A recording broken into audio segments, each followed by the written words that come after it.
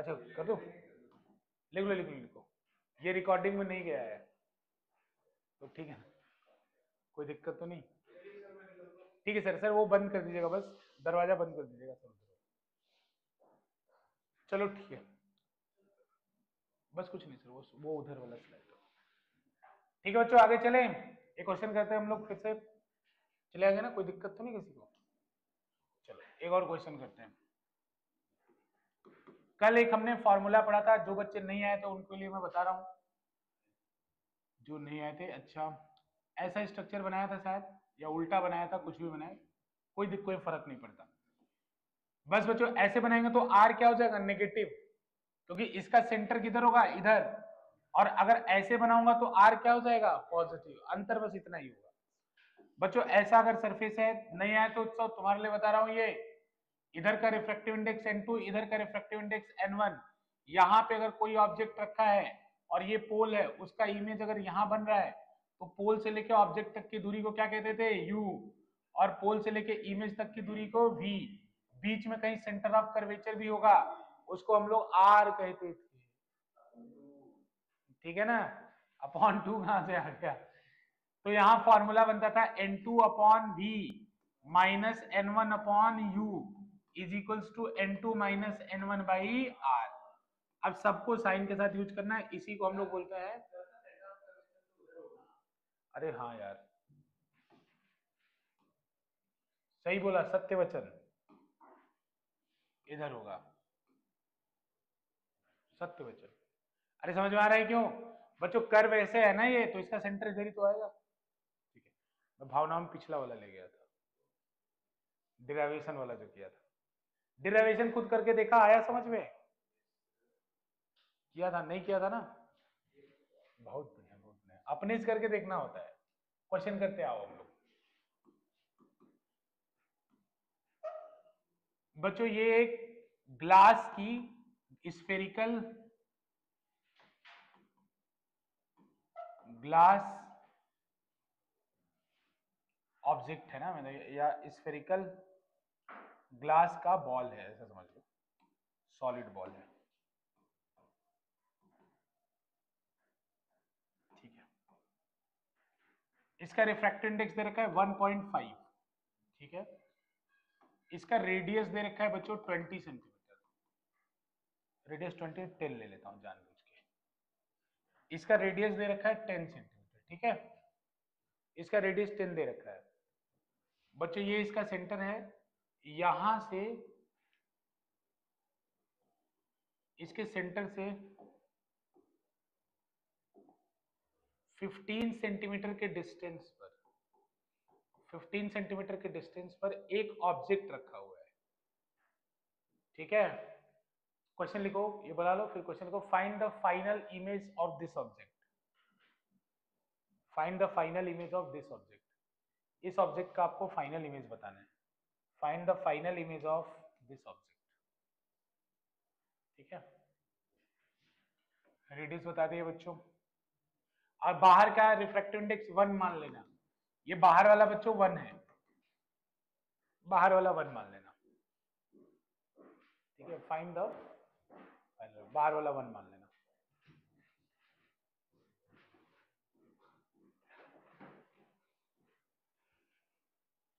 ठीक है, लिख लिया, लिखो, find the final image of this object. Find the final image of this object. सुनो, मैं एक बार बता देता हूं, हिंट करो आप, लेकिन एक बार हिंट मेरे से सुन लो बस बच्चों, हिंट सुन लो एक बार। ठीक है, बस हिंट एक बार देख लो, बाकी करो आप। देखो बेटा, इसमें पहले केस में आप ये वाला सरफेस मानोगे, 2 बार फॉर्मूला लगाना है।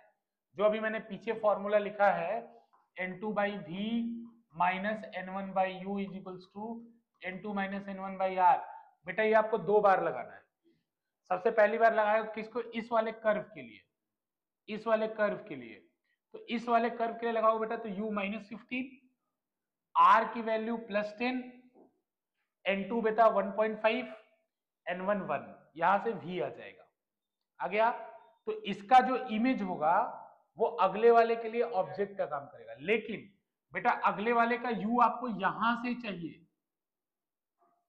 अगले वाले का u कहां से चाहिए, यहां से। तो बेटा मान लो आपका ऑब्जेक्ट बना, मान लो ऐसा मैं मान लेता हूं, v की वैल्यू आई +10 या +5, मान लो समझने के लिए बता रहा हूं बस। मान लो v का वैल्यू कितना आया पहले वाले केस में +5, अगर बेटा +5 आया इसका मतलब यहां से ऑब्जेक्ट 5 पीछे बनेगा, तो इस वाले से दूरी कितना होगा 10 + 5। अरे समझ रहे हो कि नहीं समझ रहे हो, ये हमेशा लॉजिक लगाइए। तो अगले वाले का आप u लोगे -15, फिर और n1 क्या लोगे अब की बार, n1 क्या लोगे 1.5, n2 क्या लोगे अगले वाले के लिए 1। चलो बारी बारी से करो, पहले एक काम करो, चलो एक काम खत्म करो पहले।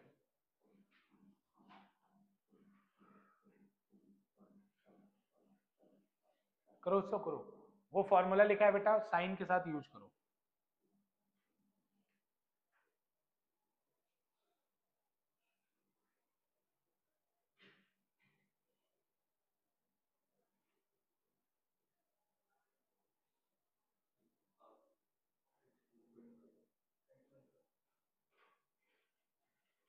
फ्रैक्शन में ही छोड़ दो, डेसिमल बाद में कर लिया करो।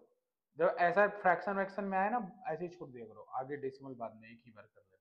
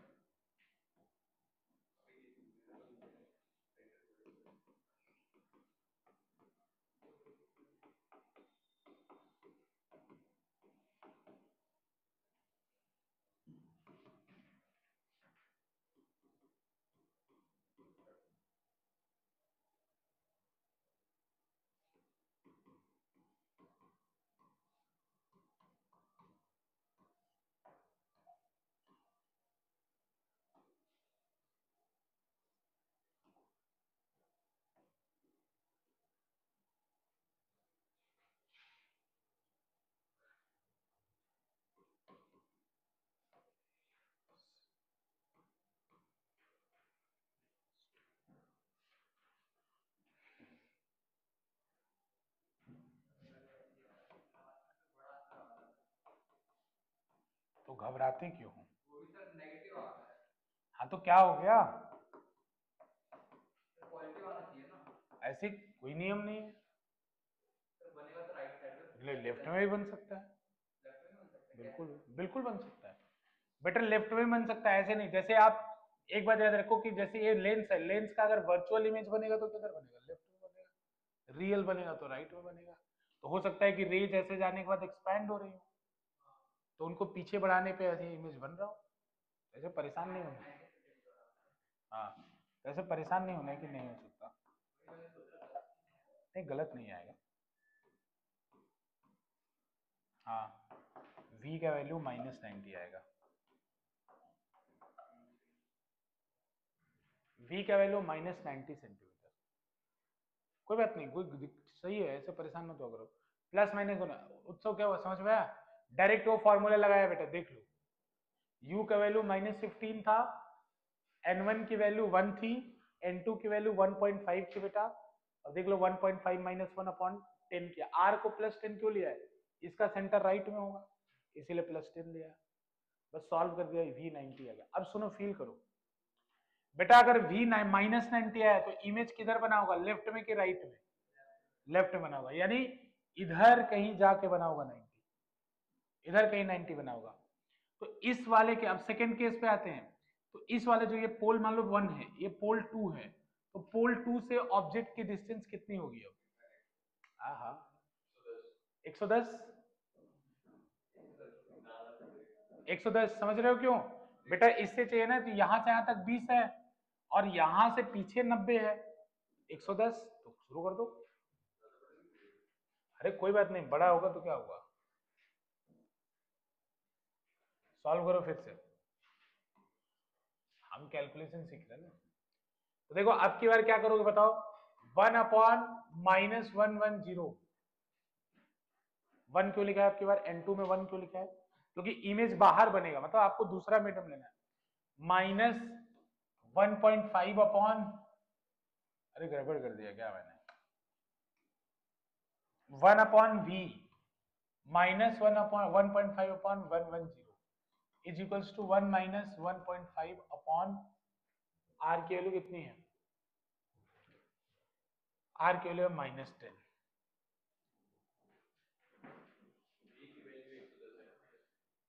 क्यों क्यों? पिछले वाले का जो v है अगले वाले का क्या है, u है। समझ रहे बेटा, पिछले वाले का जो v है अगले वाले का u है।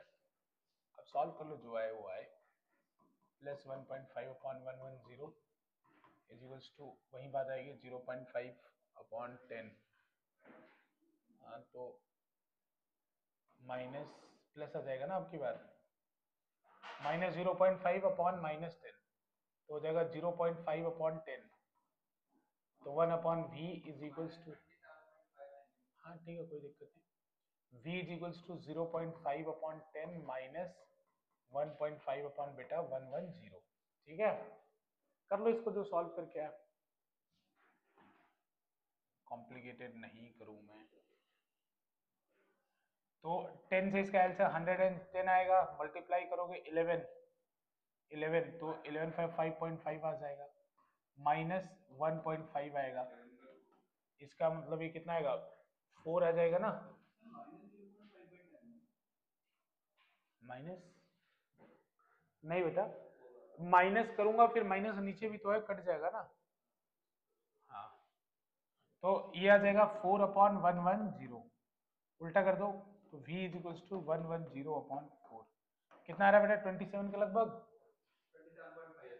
हाँ तो 27.5 सेंटीमीटर, ये प्लस में आया ना, इमेज किधर बनेगा, है? मैंने गलती किया है क्या, उधर जाके माइनस ही तो होगा, हाँ ठीक है। तो ये इमेज कहाँ बनेगा, फाइनली बताओ कहाँ बनेगा, 27.5 आया ना, यानी इस वाले पोल से, इस वाले पोल से पीछे बनेगा, कितना पीछे बनेगा 27.5, प्लस में आया मतलब राइट में बनेगा, माइनस में आया मतलब लेफ्ट में बनेगा। अरे कॉन्सेप्ट सीख रहे हो कि नहीं सीख रहे हो, कॉन्सेप्ट सीखना है, इसमें मुद्दे की बात ये है, कॉन्सेप्ट सीखना है, कॉन्सेप्ट चल रहा है ना, कॉन्सेप्ट सीखना है कि एक अगर ऐसा कुछ सरफेस आ जाए तो एक के लिए जो ऑब्जेक्ट होगा दूसरे के लिए इमेज होगा, ठीक है, हाँ v बन गया ना 2.27.5, इस पोल से ये जो आंसर है 27.5, ये इस P2 से आया है ना, तो P2 के राइट में 22.75 बनेगा, ये इमेज बनेगा इधर P2 के राइट में, ठीक है, P2 के राइट में बनेगा, और रियल इमेज है क्योंकि राइट में रियल बनता है, लेफ्ट में वो बनता है वर्चुअल। चले आगे, ठीक है, क्लियर है, देखो कॉन्सेप्ट सीखने से मतलब है, न्यूमेरिकल नहीं, लेफ्ट में मिरर में, लेंस में उल्टा, ठीक है ना, अभी ये लेंस हमने पढ़ा नहीं है लेकिन फिर भी आप याद रखिए लेंस में उल्टा हो गया बच्चों, हो गया ना। चलो देखो न्यूमेरिकल से मतलब नहीं, कॉन्सेप्ट याद रखना, अब हर बार ये चेक करना है, अगर ये माइनस में आया था तो क्या करते, प्लस में आया था तो क्या करते, प्लस में आता मतलब फील होना चाहिए इधर बनेगा, माइनस में आया मतलब फील होना चाहिए कि इधर बनेगा, तो अगर प्लस में आता तो मैं फिर क्या करता, 20 में से माइनस करके फिर वो आर लिखता, मैं 20 में से माइनस करके आर लिखता, समझ, लेकिन माइनस में तो ऐसे, ठीक बच्चों। चलो अब हम लिखेंगे लेंस मेकर फॉर्मूला, ठीक है ना, हेडिंग और lens maker formula, lens maker formula, lens maker formula, lens maker formula, ठीक है। देखो अच्छे ध्यान से, ये थिन लेंस लिया है हमने, जैसे नाम सजेस्ट कर रहा है, जैसे चश्मा आप बनाने जाते हैं ना, तो चश्मे का फोकल लेंथ बनाने के लिए ये फॉर्मूला इस्तेमाल किया जाता है, ठीक है ना। ऐसे कर्वेचर डिसाइड होता है कि इतना कर्व करूंगा तो फोकल लेंथ क्या होगा, इसलिए इसका नाम खुद बता रहा है कि लेंस को बनाने के लिए जो फॉर्मूला इस्तेमाल किया जाता है। देखो बच्चों, इसमें समझने वाली बात क्या है, तो बिल्कुल पिछले वाले क्वेश्चन की तरह इसमें करना है। ये लेंस मेकर फॉर्मूला केवल, ये कौन सा लेंस होता है बच्चों, कॉन्वेक्स की कॉनकेव, कौन सा लेंस है ये, कॉन्वेक्स है।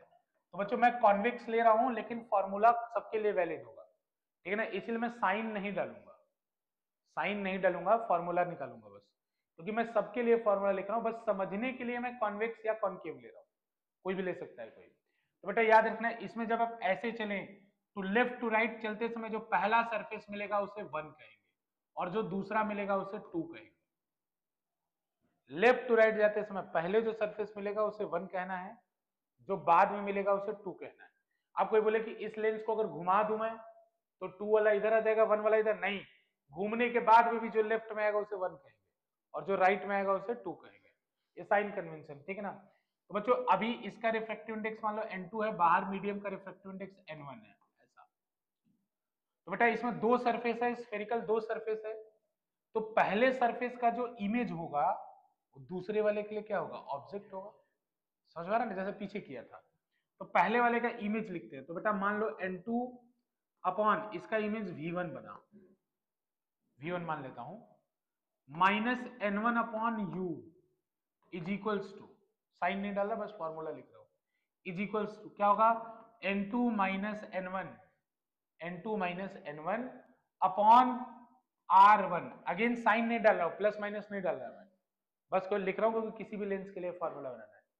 बेटा समझ में आ रहा है क्या लिखा, ये किस वाले, for surface one, for surface one spherical surface formula, spherical surface formula, spherical surface formula हमने जो पीछे पढ़ा उसका नाम है बच्चों, स्फेरिकल सरफेस के लिए क्या फॉर्मूला लगता है, ऐसा है।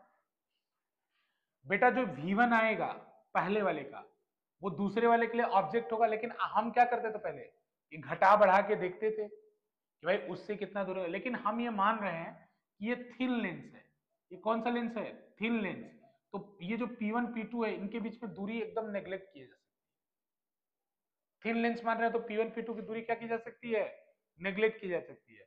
अगर बच्चों P1 P2 की दूरी नेग्लेक्ट कर दी तो डायरेक्ट मैं लिख सकता हूं कि V1 की वैल्यू P2 के लिए भी U की वैल्यू V1 ही होगी, बेटा P2 के लिए भी U की वैल्यू V1 ही होगी, V1 क्यों होगी, समझ रहे हो ना, क्योंकि थिकनेस नेग्लेक्ट कर दिया है, थिन लेंस है ये, तो इसमें कुछ घटाने बढ़ाने की जरूरत नहीं, यानी ये जो V1 है वो दूसरे वाले का क्या होगा, ऑब्जेक्ट होगा। तो मान लो फाइनल इमेज कहां बनेगा, 1 में बनेगा, फाइनल इमेज किस में बनेगा, 1 वाले में बनेगा, तो यहां से लिखा जाएगा बेटा n1 upon v, n1 upon v minus n2 upon u, तो u क्या है इसका, v1। उत्सव हाथ हटाओ, हाथ हटाओ, शोकित मुद्रा है वो, n2 अपॉन v1, बच्चों यहां क्या लिखा जाएगा, n1 minus n2 upon r2, sign मत डालो क्योंकि सबके लिए हम बना रहे हैं, साइन मत डालो क्योंकि हम ये सबके लिए बना रहे हैं। तो बच्चों ये फॉर्मूला किसके लिए आया, for surface two, for surface two कौन सा फॉर्मूला है, तो स्फेरिकल, स्फेरिकल सरफेस फॉर्मूला है सरफेस टू के लिए। बच्चों ये इक्वेशन 1, ये इक्वेशन 2, ठीक है, ये इक्वेशन 1, ये इक्वेशन 2, दोनों को जोड़ दो, लिख लो, दोनों को जोड़ दो, इक्वेशन 1 और इक्वेशन 2 को जोड़ दो, ऐड इक्वेशन 1 एंड 2,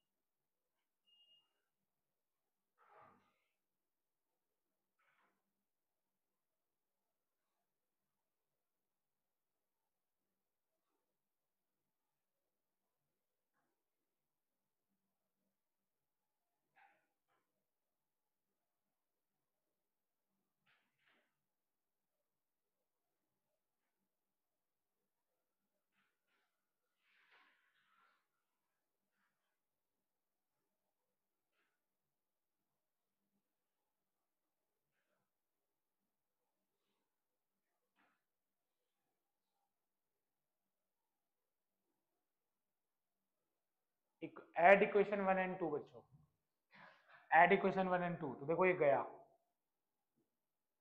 ये तो चला गया, ये n2 बाई v1 है या माइनस n2 बाई v1 है, कैंसिल हो गया दोनों। इसका चेक करो बच्चों, तो फाइनल एक्सप्रेशन में नीचे लिख रहा हूं, इधर क्या बचेगा, इधर बचेगा n1 upon v minus n1 upon u is equals to n2 minus n1 में कॉमन ले रहा हूं, देख लो देख लो क्या हुआ, ठीक नहीं है, n2 माइनस n1 कॉमन ले रहा हूं, ध्यान देना यहाँ पे, तो बच्चों यहाँ कॉमन ले रहा हूं तो यहाँ क्या बचेगा r1 अपॉन r1, अब यहाँ क्या लिखूं पता ना आगे जरा, प्लस 1 अपॉन r2, देख लो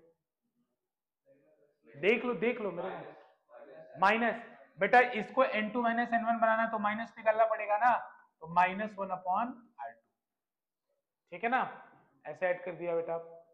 अब n1 को n1 कॉमन लेके उधर भेज दो, n1 कॉमन लेके उधर भेज दो, बेटा जब n1 कॉमन लेके उधर भेजोगे तो 1 upon v minus 1 upon u, ध्यान से देखना, ये हो जाएगा n21 minus 1 upon r1 minus 1 upon r2, ये समझ में आया क्या, नहीं आया, बेटा n1 कॉमन लो उधर भेजो, तो उधर भेजोगे तो ये इससे भी डिवाइड होगा, इससे भी डिवाइड होगा, तो n2 बाई n1 क्या होता है n21, और n1 बाई n1 क्या होता है 1, तो बस लिख दिया, ये n1 उस तरफ जाके डिवाइड हुआ है, ठीक है ना। तो बच्चों यहाँ पे फोकल लेंथ का फॉर्मूला हम लोग बनाते हैं, किसका फॉर्मूला बनाते हैं, फोकल लेंथ का, लिख लो पहले इसको, लिख लेना,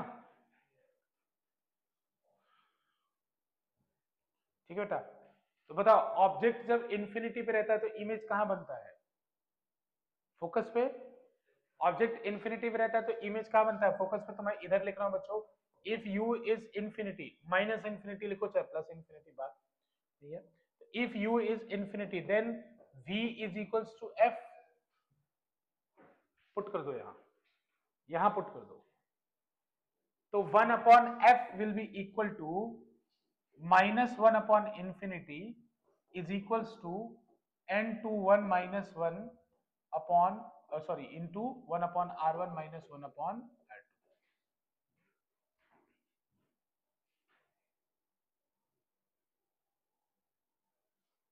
one by infinity will be what बेटा 0, तो यहां से एक फॉर्मूला बना, वही लेंस मेकर फॉर्मूला है बच्चों, यहां से एक फॉर्मूला बना 1 by F is equals to n21 minus 1 n21 minus 1 upon 1 upon r1 minus 1 upon r2, ये फॉर्मूला है लेंस मेकर, इसको याद रखना अच्छे से, ये लेंस मेकर फॉर्मूला, ये याद होना चाहिए। लेंस मेकर फॉर्मूला क्या होता है, 1 by F is equals to 1 by n21 minus 1 into 1 by r1 minus, बच्चों अगर इसको इक्वेशन 1 लिखता हूं और इसको इक्वेशन 2 लिखता हूं, हालांकि हमारा रिजल्ट आ चुका है जिसके लिए हम लोग प्रयासरत थे, लेकिन अगर फ्रॉम 1 एंड 2 एक और बात लिख सकता हूं मैं, फ्रॉम 1 एंड 2 वी गेट, एक और दो से हमें क्या मिलेगा, 1 upon v minus 1 upon u is equals to 1 by F, देखना तो जरा,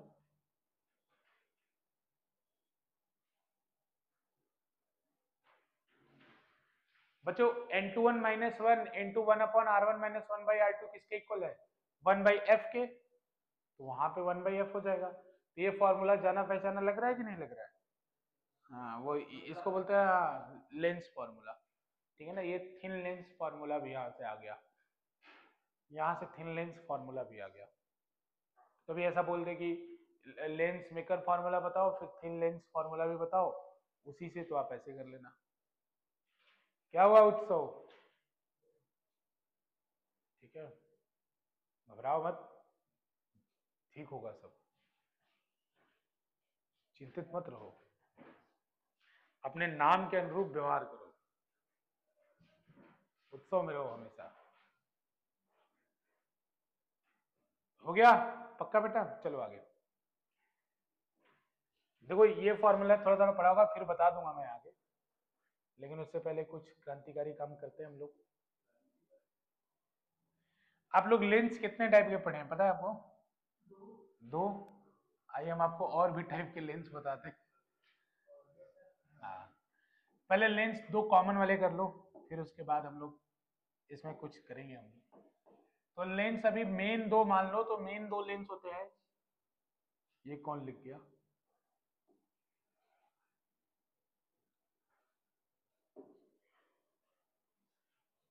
ठीक है, लेंस दो टाइप का होता है, एक होता है कॉन्वेक्स, एक होता है कॉन्वेक्स और एक होता है कॉनकेव। मतलब मेजर दो ही होते हैं, बाकी को आप इनकी मदद से समझ सकते हैं। तो बस एक ही बार समझ लो, एक ही बार पढ़ेंगे इनको। कॉन्वेक्स में जो सेंटर होता है उसे ऑप्टिकल सेंटर कहते हैं। ठीक है बच्चों, इसमें इस साइड लेफ्ट साइड में जो फोकस होता है उसे F1 कहते हैं, और यहां सेंटर ऑफ कर्वेचर नहीं होता है, यहाँ 2F1 होता है। राइट साइड में जो होता है फोकस उसे F2 कहते हैं, यहां सेंटर ऑफ कर्वेचर नहीं होता है, 2F2 होता है। ठीक है ना? अब क्यों नहीं होता है तो बात आगे देख लेंगे हम लोग। ये एक सवाल है भाई, यहाँ C1 C2 क्यों नहीं होता है, वो बता दूंगा मैं आपको आगे। ठीक है, अगर उसी तरह से कॉनकेव है तो देखो जो लेफ्ट में रहेगा वो 1 रहेगा, बात सीधी सी है। 1 और 2 में आपसे कोई पूछे अंतर बता दो तो बोलो कोई अंतर नहीं है, बस जो लेफ्ट में रहेगा वो 1 रहेगा और जो राइट में रहेगा वो 2 रहेगा। 1 और 2 में कोई डिफरेंस नहीं है, वो लेफ्ट राइट का सीन है बस, कि जो लेफ्ट में रहेगा वो 1 रहेगा, जो राइट में रहेगा वो 2 रहेगा।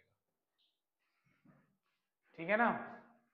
अब देखो इसमें ये वाला कन्वर्जिंग लेंस होता है, मेरा ये प्रिंसिपल एक्सिस थोड़ा सा टेढ़ा बन गया है, तो मैं इसको सिलेक्ट कर सकता हूँ क्या? हाँ कर तो सकता हूँ।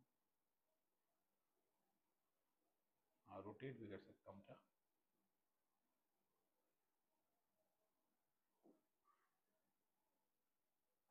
चलो ठीक है, सीधा हो गया थोड़ा सा। चलो ठीक है, कोई बात नहीं, आपके पास ये फैसिलिटी नहीं है। हाँ हाँ, अगर आप पेंसिल से लिख रहे हो तो हाँ हाँ, ये भी बात है। ठीक है, तो बच्चे यहाँ पैरेलल बीम ऑफ लाइट जब आती है तो रिफ्रैक्शन के बाद फोकस से पास करती है। ठीक है ना? ये वाला लेंस क्या होता है? Converging lens. कन्वर्जिंग लेंस बच्चों, इसका फोकल लेंथ प्लस होगा या माइनस? प्लस, क्योंकि राइट साइड में कन्वर्ज हो रहा है ना, तो इसका एफ क्या होगा? पॉजिटिव। इसका जब रे आएगा तो ये पैरेलल बीम, बचपन की बातें, ऐसे चली जाएगी, ये जब ऐसे आएगा ऐसे चली जाएगी, पीछे बढ़ा होगा एफ, तो इसका वाला ये इधर आएगा फोकस, तो ये डाइवर्जिंग लेंस है, डाइवर्जिंग लेंस है, डाइवर्जिंग लेंस है, और इसका एफ क्या आएगा? माइनस। ठीक है, चलो बताओ, यहां पे कन्वर्जिंग कौन होता है? लेंस में कन्वर्जिंग कौन होता है? कॉन्वेक्स। और मिरर में कन्वर्जिंग कौन होता है? कॉनकेव। मिरर में कन्वर्जिंग कॉनकेव होता है। ठीक है ना? इसमें मिरर में 6 केस किसका होता है? कॉनकेव का, और लेंस में 6 केस किसका होता है? कॉन्वेक्स का। ठीक है ना? वैसे ही, और बिल्कुल उल्टा।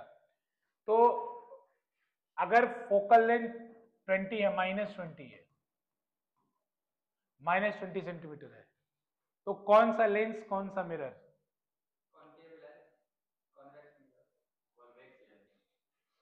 फोकल लेंथ -20 सेंटीमीटर है, कौन सा लेंस कौन सा मिरर? कॉनकेव लेंस और कॉन्वेक्स। ठीक है आर्यन, इधर देखो, गेम छोड़ो। फोकल लेंथ -20 सेंटीमीटर है, कौन सा लेंस कौन सा मिरर? लेंस तो मैंने बना रखा है सामने। अंशिका,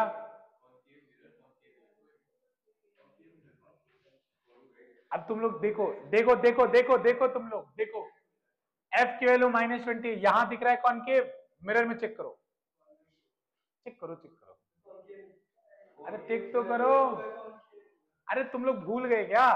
कॉनकेव में ही तो लाइट ऐसे जाके इधर आती थी, तो इसका फोकल लेंथ क्या होगा? माइनस, तो कॉनकेव का यहां भी माइनस और कॉनकेव का वहां भी माइनस।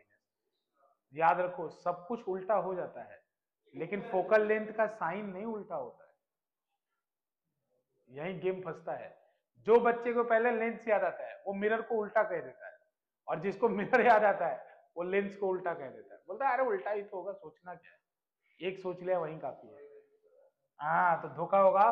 तो अगर क्वेश्चन करके लिख लो, अगर F if F is equal to -20 centimetre, which lens which mirror, अरे याद रहेगा, लिख लो क्वेश्चन करके। If F is equal to -20 centimetre, then which lens which mirror, लिखो लिखो लिखो, if F is equal to -20 centimetre, which lens which mirror, इसका आंसर लिख लो both concave, both concave, both concave, दोनों कॉनकेव होगा, ठीक है ना। बस यही एकमात्र ऐसी चीज है जो साइन जिसका नहीं बदलता, बाकी सब बदल देता है। अब देखो बच्चों, आपको आठों केस याद है ना, जल्दी से यहां पे समझ लेते हैं, बस दोबारा लिखने की जरूरत नहीं है। आठों केस याद है ना? हो गया? नहीं याद है ना? अरे थोड़ा बहुत तो याद है ना। देखो इधर, अरे इसमें मिरर का याद है कि नहीं याद, तो ये बताओ हमको, मिरर का याद हो तो यहाँ काम हो जाएगा। इसमें बस इतना याद रखना कि रियल इमेज हमेशा किधर बनेगा? लेफ्ट, राइट में, सॉरी, रियल किधर बनेगा? राइट में, और वर्चुअल किधर बनेगा? लेफ्ट में। अब तुम्हारा सारा कंफ्यूजन क्लियर हो जाएगा। जैसे मिरर में जब सी पे ऑब्जेक्ट होता है तो इमेज कहां बनता है? सी पे बनता है। रियल इन्वर्टेड सेम साइज बनता है, इतना याद है ना? तो बच्चों यहां ऑब्जेक्ट अगर 2f1 पे रखा जाएगा तो इमेज कहां बनेगा? 2f2 पे, क्योंकि रियल बनता है तो रियल हमेशा राइट में बनता है, तो राइट में 2f1 का इक्विवेलेंट कौन है? 2f2, 2f2 बनेगा रियल इन्वर्टेड और सेम साइज बनेगा।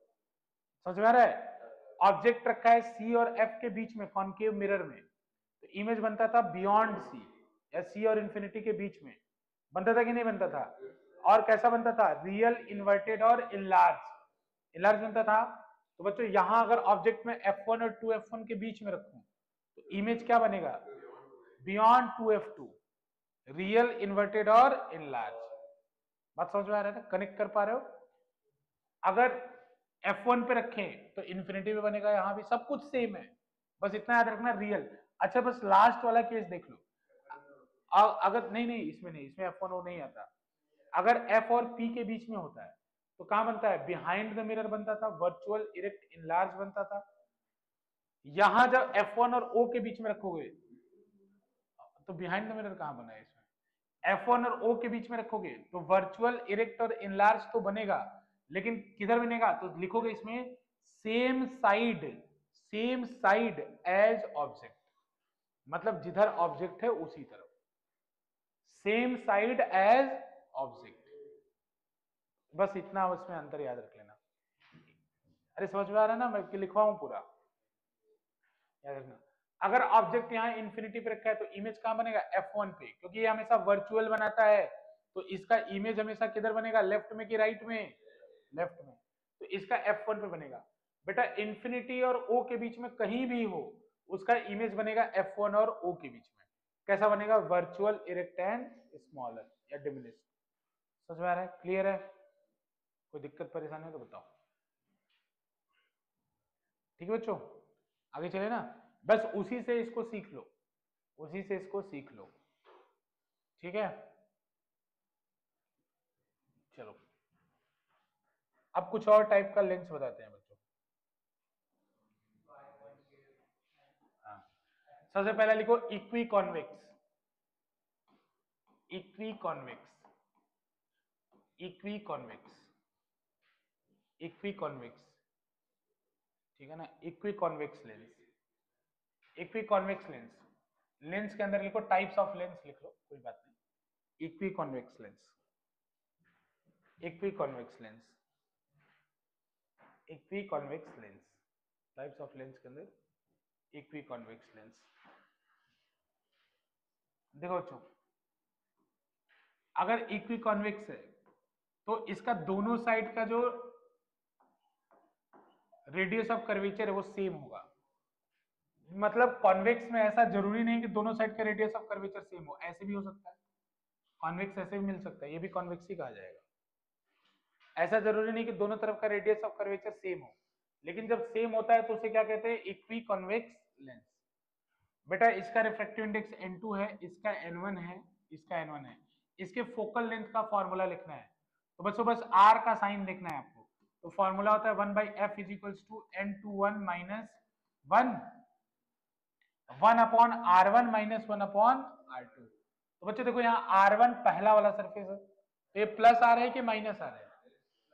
अरे r1 प्लस आ रहा है कि माइनस आ रहा है? अरे r1 ऐसे कर्व है ना यार, तो राइट में है ना।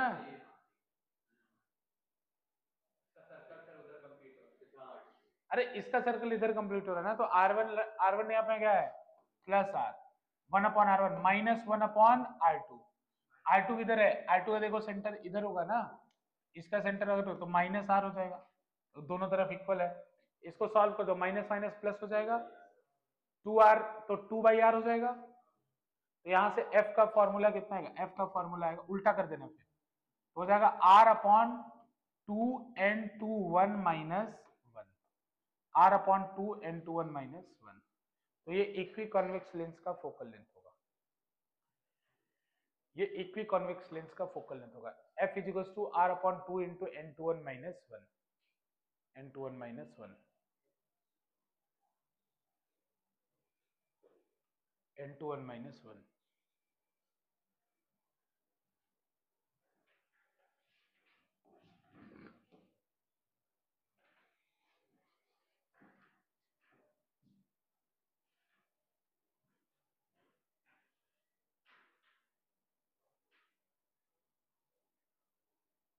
ठीक है, n21 माइनस 1। देखो अच्छे इधर, ये इक्वी कॉन्वेक्स लेंस का फोकल लेंथ। अच्छा देखो अभी आपसे क्वेश्चन कोई पूछे कि f इक्वल टू r/2 होता है, आपको पता है, होता है कि नहीं? तो बताओ ये लेंस में वैलिड है कि मिरर में, कि दोनों में? ये लेंस में वैलिड है, मिरर में वैलिड है, या दोनों में वैलिड है? f equal to r/2 lens में वैलिड है, मिरर में वैलिड है, दोनों में? ये केवल मिरर में वैलिड है, कोई केवल मिरर में, क्योंकि यहाँ f और r के बीच में ये रिलेशन होता है, देख लो f और r के बीच में यहाँ ये रिलेशन होता है, तो इसीलिए याद रखना f इक्वल टू r/2 केवल किसमें होता है, मिरर में, लेंस में नहीं होता है बेटा। इसी वजह से यहाँ 2f1 लिखा गया है, ना कि c1 लिखा गया है, क्योंकि अब की बार ये डबल और ट्वाइस ऑफ फोकल लेंथ नहीं होता है, लेकिन ये 2f1 जो होता है वो ट्वाइस ऑफ फोकल लेंथ होता है। बात को समझो, मतलब अगर मैं c1 लिखूंगा तो c1 twice of focal length नहीं होगा अब की बार, जैसे क्या c1 नहीं होगा, कहीं ना कहीं होगा, मान लो c1 यहां होगा, तो अब की बार वो ट्वाइस नहीं होगा, उससे ज्यादा भी हो सकता है, कम भी हो सकता है, लेकिन 2f1 पक्का ट्वाइस होगा, इसीलिए c1 नहीं लिखते यहाँ पे, c1 की जगह क्या लिखते हैं, 2f1 लिखते हैं। समझ में आ रहा है बच्चों? 2f1 लिखने का पीछे लॉजिक यही है कि अब की बार ये डबल नहीं होता है, अब की बार डबल नहीं होता है, इसलिए हम लोग ये लिखते हैं। अगला चलो लिखो, इक्वी कॉनकेव, खुद निकालो, सेम कैसे आएगा, इक्वी कॉनकेव, इक्वी कॉनकेव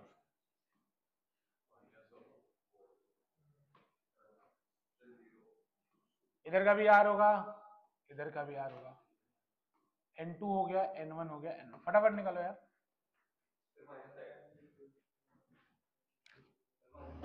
पक्का? पिछले वाले फॉर्मूले में ऊपर माइनस लगा दो, minus R upon 2n21 minus 1, minus R upon 2n21 minus 1, minus R upon 2n21 minus 1, minus R upon 2n21 minus 1। ठीक है, minus R upon 2n21 minus 1। देखो ये खुद बोल रहा है आपकी बार कि कॉनकेव का फोकल लेंथ क्या होता है, माइनस होता है, और कॉन्वेक्स का क्या होता है, प्लस। देखो N21 प्लस पॉजिटिव नंबर है ना, एक N2/N1 लेंस का रिफ्रैक्टिव इंडेक्स ज्यादा होता है बाहर के मीडियम से। तो ये खुद बता रहा है, देखो फॉर्मूला कि फोकल लेंथ कॉन्केव का क्या होता है माइनस और कॉन्वेक्स का क्या होता है प्लस। तीसरा लिखो प्लेनो कॉन्वेक्स, प्लेनो कॉन्वेक्स।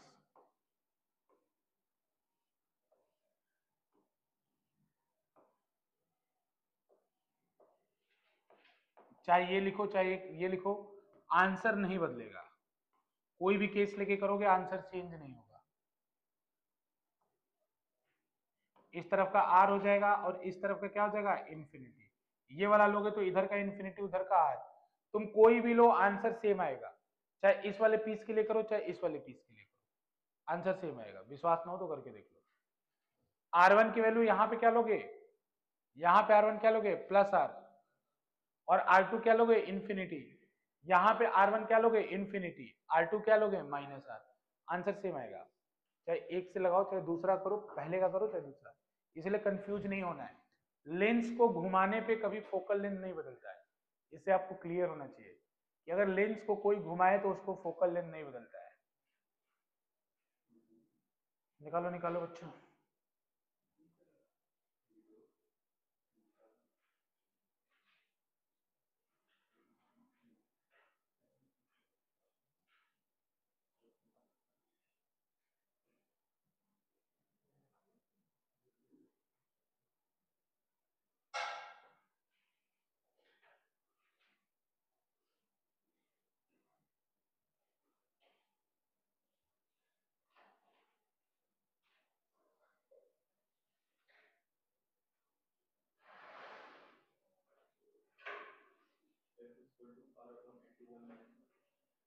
क्या हुआ,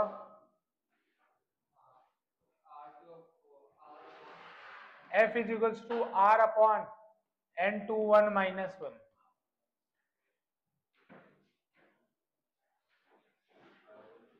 अरे 1/इंफिनिटी क्या हो जाएगा जीरो हो जाएगा। अरे सॉल्व करो कर लोगे, हो गया ना। अब इसी तरह से निकालो प्लेनो कॉनकेव का, खुद कर लो।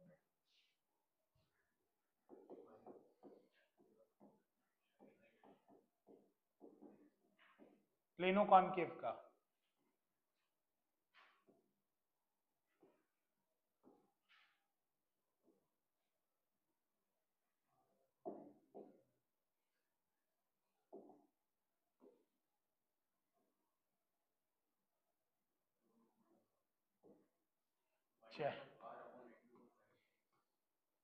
ठीक है, कितना आएगा, एफ की वैल्यू आएगी माइनस आर अपॉन N21 - 1। कोई भी लो चाहे ये लो चाहे ये लो, दोनों का सेम आएगा।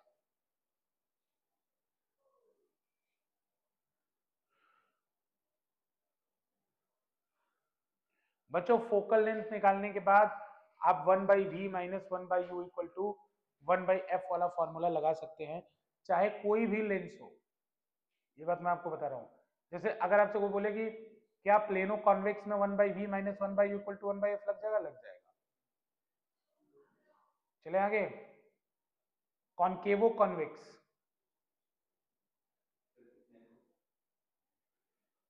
अरे बस ऐसे बता दूंगा, कॉन्केवो कॉन्वेक्स लिख लो।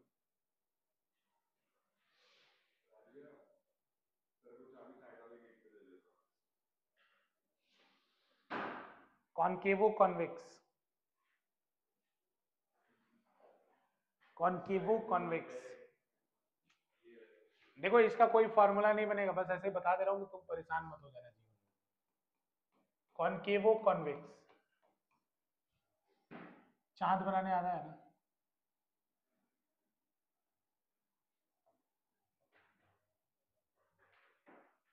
बन गया कॉन्केवो कॉन्वेक्स, चंद्रमा बना देना।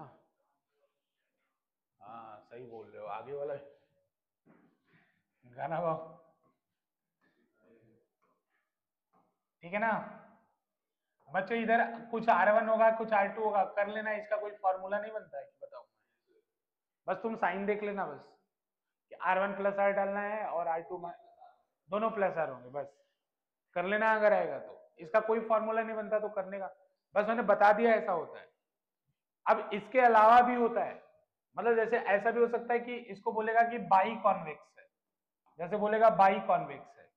बाई कॉन्वेक्स अगर बोल दे, अगर देखो कुछ नहीं बोला है तो दोनों इक्वल ले लेना, अगर बोल दिया कि एक साइड का डबल है पिछले वाले से, बाई कॉन्वेक्स नहीं बोल सकता है कि कॉन्वेक्स तो है लेकिन एक तरफ का R1 है एक तरफ का R2 है, तो जो गिवन वैल्यू होगी उसको पुट करके F निकालना, इसका भी फॉर्मूला नहीं बनेगा, इसका भी कोई फॉर्मूला नहीं बनेगा, जो गिवन वैल्यू उसको पुट करिए और आंसर निकालिए फिर फॉर्मूला लगाइए 1/v - 1/u = 1/f। By concave, भाई बाई कॉन्वेक्स बाई कॉन्केव कहे तब भी बात बराबर, इसी वन।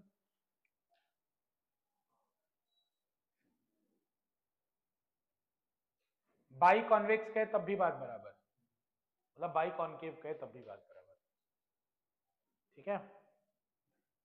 चलिए नोट्स करके कुछ पॉइंट लिख लेते हैं।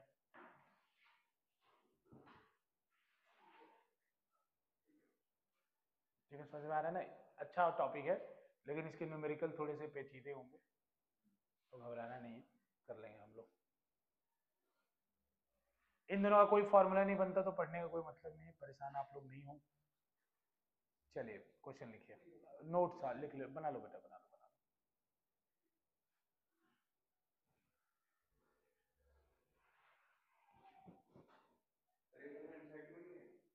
हाँ एनसीईआरटी में देखो क्वेश्चन है डायरेक्ट, वो डायरेक्ट फोकस बता दिया है, फिर डायरेक्ट क्वेश्चन है, तुम समझो तुम्हारा काम समझे, वो तो मैंने बस वो फॉर्मूला दे दिया है लेंस मेकर, अब वो लेंस मेकर दे दिया तो उसके हिसाब से सब कुछ बता दिया मैंने, अब तुम समझो प्लेनो कॉन्वेक्स आएगा तो किधर का इन्फिनिटी लोगे किधर का क्या। नोट लिखो बेटा, नोट नहीं, ये क्वेश्चन में आएगा, बोलेगा कि बाई कॉन्वेक्स, ऐसे बोलेगा क्वेश्चन कि बाई कॉन्वेक्स लेंस है, उसके एक साइड का रेडियस दूसरे साइड का डबल है, तो एक साइड का r मान लेना तो दूसरे साइड के 2r मान लेगा, उसका फोकल लेंथ इतना है तो उसका रेडियस का वैल्यू बताओ, ऐसा क्वेश्चन आएगा। तो कोई बात नहीं, वो न्यूमेरिकल आएगा, न्यूमेरिकल आएगा तो देख लेंगे हम लोग, ठीक है ना। चलो लिखो नोट करके बच्चों, if we submerge a lens, if we submerge a lens, note करके इसे, if we submerge a lens, if we submerge a lens, if we submerge a lens into a liquid of, if we submerge a lens into a liquid of higher refractive index, if we submerge a lens into a liquid of higher refractive index than the lens, if we submerge a lens into a liquid of higher refractive index than the lens,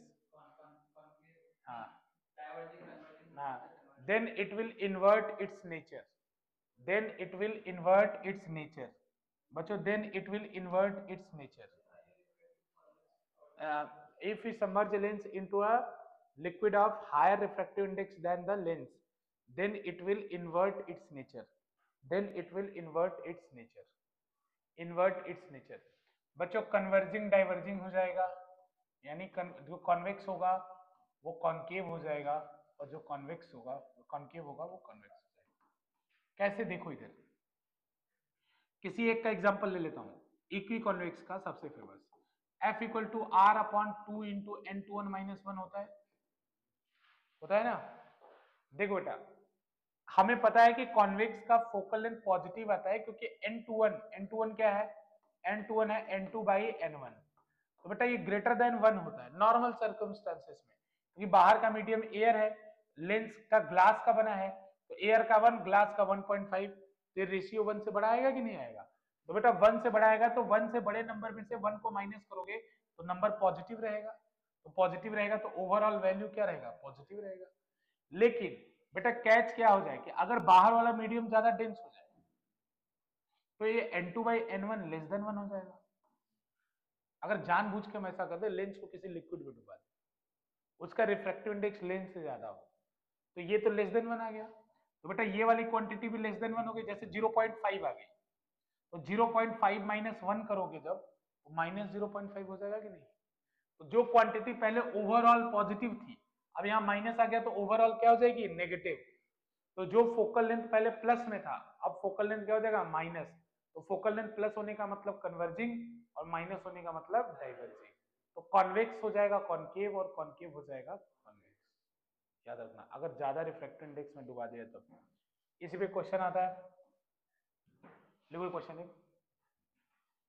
कि, हाँ question है, an air bubble an air bubble an air bubble inside an aquarium, inside an aquarium, aquarium जानते हैं ना, inside an aquarium will behave as will behave as will behave as converging lens, will behave as converging lens, दूसरा diverging lens,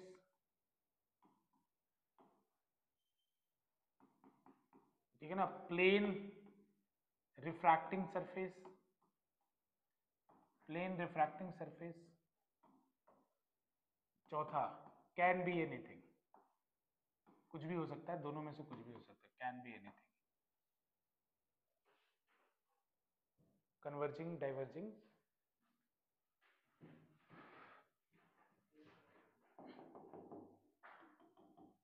aquarium है,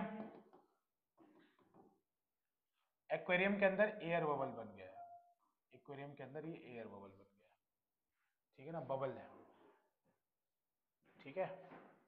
तो बच्चों देखो, कोई भी अगर ड्रॉप, ये किसकी तरह दिख रहा है, कॉन्वेक्स की तरह दिख रहा है। जैसे मान लो अगर ड्रॉप होता, तो बच्चों ड्रॉप हमेशा एक कन्वर्जिंग लेंस की तरह बिहेव करता है, क्योंकि उसका बीच में थिकनेस होता है मोटा, तो कन्वर्जिंग लेंस की तरह बिहेव करता है, ठीक है ना। तो इसका शेप ऐसा है कि इसको कन्वर्जिंग लेंस की तरह बिहेव करना चाहिए, क्योंकि स्फेरिकल है ना, ये कन्वर्जिंग लेंस की तरह बिहेव करना चाहिए। लेकिन इसके अंदर एयर है और बाहर क्या है, वाटर है। तो अंदर एयर है तो अंदर का रिफ्रैक्टिव इंडेक्स कम हो गया बाहर से, तो ये बिहेव तो कन्वर्जिंग करनी चाहिए थी, लेकिन बिहेव क्या करेगी, डाइवर्जिंग, क्योंकि अंदर का रिफ्रैक्टिव इंडेक्स बाहर से कम है, इस वजह से। तो इसका आंसर हो जाएगा डाइवर्जिंग, समझा, क्योंकि लॉजिक यही, ये जो अभी ऑप्शन लिखवाया ना, उसी में इसका लॉजिक छुपा हुआ है। अगर मान लो बोले ड्रॉप इन एयर है बच्चों, ये भी लिख लेना, अगर ड्रॉप इन एयर है, ड्रॉप इन एयर है, ये वाटर का ड्रॉप है, एयर में है, ये किसकी तरह बिहेव करेगा, कन्वर्जिंग की तरह, ये कन्वर्जिंग लेंस की तरह बिहेव करेगा। अगर ड्रॉप इन एयर है तो कन्वर्जिंग लेंस की तरह बिहेव, समझ में आ रहा है कि नहीं, ड्रॉप इन एयर है तो कन्वर्जिंग लेंस की तरह बिहेव करेगा, ठीक है। अगला लिखो, सेकेंड पॉइंट लिख लो, ड्रॉप इन एयर है तो कन्वर्जिंग।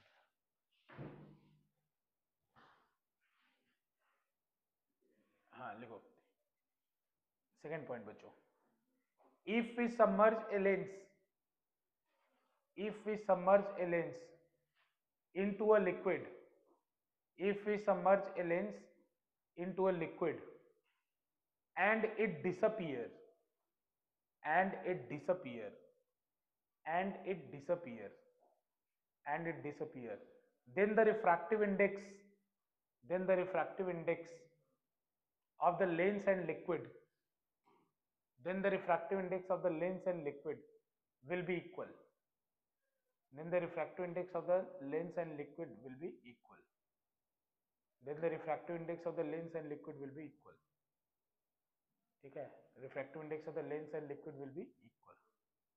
समझ में आ रहा है? अरे बच्चों ये समझ में आ रहा है ना? देखो अगर वो कोई भी सरफेस आपको दिखाई क्यों नहीं पड़ता है, वो जो दिखाई, तब कोई भी सरफेस आपको क्यों दिखाई पड़ता है, सीधी सी बात पहले ये करते हैं।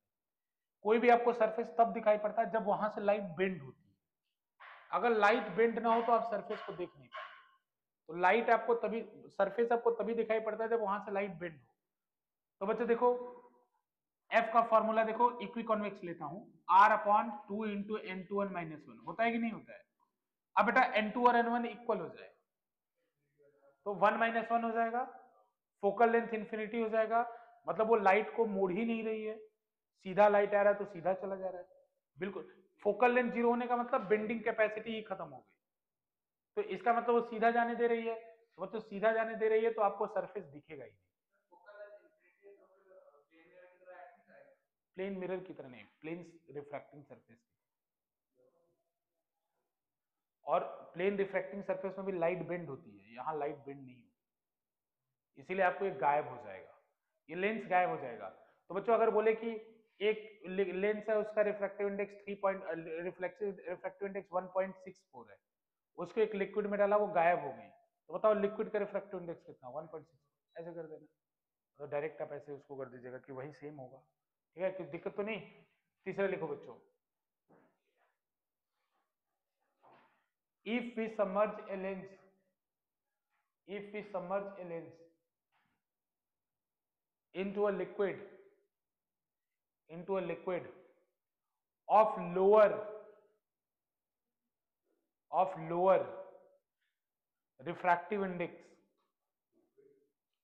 lower refractive index than the lens than the lens than the lens then magnitude then magnitude then magnitude of focal length will increase magnitude इसलिए बोला क्योंकि माइनस में कोई चीज अगर इंक्रीज कर रही है मतलब डिक्रीज कर रही है, will increase magnitude of focal length will increase. बच्चों इधर जैसे अब की बार ज्यादा में नहीं, F equal to R upon 2n2n-1 है, ये इक्विकॉन्वेक्स का ले रहा हूं मैं। तो बेटा जैसे मान लो पहले 1.5 था अपॉन 1 था, नीचे नीचे इसकी जगह मान लो पहले यहाँ पे ऐसे लिख रहे हो, यहाँ पे पहले 1.5 अपॉन 1 था, बाद में यहाँ पे 1.5 अपॉन 1.25 हो जाए, ऐसा हो जाए। तो किस केस में फोकल लेंथ ज्यादा है, ऊपर पहले ऊपर वाला कि नीचे, किसका फोकल एफ की वैल्यू किसकी ज्यादा होगी, नीचे की, क्योंकि ये ज्यादा बड़े नंबर से डिवाइड किया ना तो ये वैल्यू कम हो जाएगी, तो डिनोमिनेटर कम होने पर फोकल लेंथ क्या होगा, बड़ा होगा, मतलब यहाँ पे एफ डैश बड़ा है। तो अगर आप ऐसे लिक्विड में डुबाते हैं जिसका रिफ्रैक्टिव इंडेक्स लेंस से ज्यादा नहीं है तो फोकल लेंथ का मैग्नीट्यूड इंक्रीज कर देता। अब देखो मैं मैग्नीट्यूड बहुत संभाल के बोला मैंने, जैसे मान लो ये पहले जैसे इंक्रीज करा अगर मैं कह देता, तो जैसे मान लो पहले -2 था, अब -4 होगा, तो लोग आर्ग्यू करेंगे कि सर माइनस में तो बढ़ गया तो डिक्रीज कर गया, इसीलिए मैंने मैग्नीट्यूड बोला कि मैग्नीट्यूड इंक्रीज कर जाएगा। तो जिससे डाउट खत्म हो जाएगा कि +4 -4 की बात नहीं कर रहा, वो आप देख लीजिए मैग्नीट्यूड इंक्रीज कर जाएगा। ठीक है ना, तो पॉइंट्स इसके हो गए, अब न्यूमेरिकल की बारी है, तो रहने दो आज के लिए बस इतना ही, नेक्स्ट क्लास में वी विल कंटिन्यू।